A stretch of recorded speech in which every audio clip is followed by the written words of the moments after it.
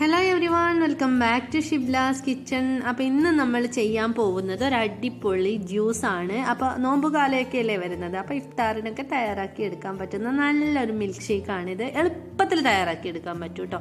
നമുക്കൊരു 1-2 മിനിറ്റിനുള്ളിൽ തന്നെ തയ്യാറാക്കി എടുക്കാൻ പറ്റുന്നൊരു ഇഫ്താർ സ്പെഷ്യൽ മിൽക്ക് ഷേക്കാണ്.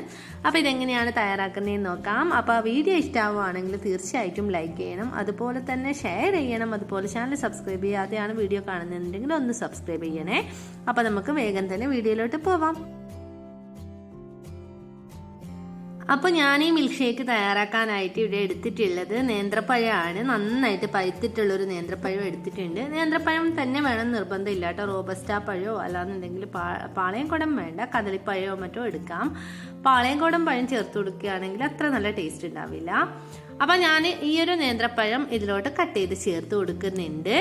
ഇനി നമുക്ക് വേണ്ടത് 1/2 ലിറ്റർ പാല് നന്നായിട്ട് കട്ടിയാക്കി എടുത്തതാണ്. ഫ്രീസറിൽ വെച്ചിട്ട് നല്ലതുപോലെ കട്ടിയാക്കി എടുക്കുന്നുണ്ട്. അപ്പം റംസാൻ കാലത്തൊക്കെ നമ്മൾ ഇതുപോലെ ഫ്രീസ് ചെയ്തിട്ടുള്ള പാല് വെക്കുന്നത് നല്ലതാണ് കേട്ടോ, നമുക്ക് മിൽക്ക് ഷേക്കൊക്കെ തയ്യാറാക്കാനായിട്ട്. അപ്പം അത് ഞാൻ മിക്സിയുടെ ജാറിലോട്ട് ചേർത്ത് കൊടുത്തിട്ടുണ്ട്. ഇനി ആവശ്യത്തിനുള്ള പഞ്ചസാര ചേർത്ത് കൊടുക്കാം. പഞ്ചസാരയൊക്കെ ഓരോരുത്തരുടെയും മധുരത്തിനനുസരിച്ചിട്ട് ചേർത്ത് കൊടുക്കുക. ഇനി നമ്മൾ ഇതിലോട്ട് ചേർത്ത് കൊടുക്കുന്നത് ബ്ലൂബെറി ക്രഷ് ആണ് ഞാനിപ്പം ചേർത്ത് കൊടുക്കുന്നത്. അപ്പൊ ബ്ലൂബെറി ക്രഷ് ചേർത്ത് കൊടുക്കുമ്പോൾ നല്ലൊരു ടേസ്റ്റ് ആണ്. ഈ ഒരു ബനാനയുടെ കോമ്പിനേഷൻ വരുമ്പോൾ നല്ല ടേസ്റ്റ് ആണ് കേട്ടോ. അപ്പൊ ബ്ലൂബെറി ക്രഷ് ചേർത്ത് കൊടുക്കുമ്പോൾ ശ്രദ്ധിക്കേണ്ടത് മധുരം ചേർത്ത് കൊടുക്കുന്നതാണ്. മധുരം ഓൾറെഡി ക്രഷിൽ ഉണ്ടാവും, അപ്പൊ അതിനനുസരിച്ച് ചേർത്ത് കൊടുക്കുക.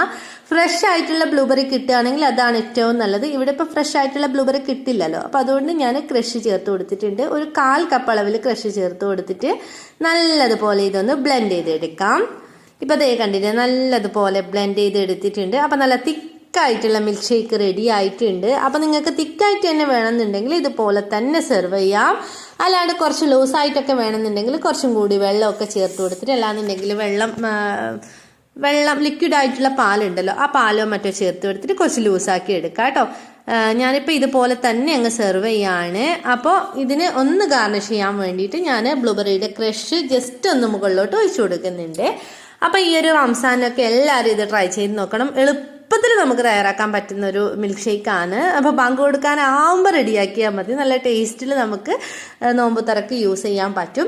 അപ്പോൾ ഇതെല്ലാവരും ട്രൈ ചെയ്ത് നോക്കിയിട്ട് ഫീഡ്ബാക്ക്സ് അറിയിക്കണം. വീഡിയോ ഇഷ്ടമായാലും തീർച്ചയായിട്ടും ലൈക്ക് ചെയ്യണം, അതുപോലെ തന്നെ ഷെയർ ചെയ്യണം, കമൻറ്റ് ചെയ്യണം. ചാനൽ സബ്സ്ക്രൈബ് ചെയ്യാത്തവരാണെന്നുണ്ടെങ്കിൽ ഒന്ന് സബ്സ്ക്രൈബ് ചെയ്തിട്ട് സപ്പോർട്ട് ചെയ്യണേ. അപ്പോൾ ഞാൻ ഒരുപാട് റെസിപ്പീസ് അപ്ലോഡ് ചെയ്തിട്ടുണ്ട്.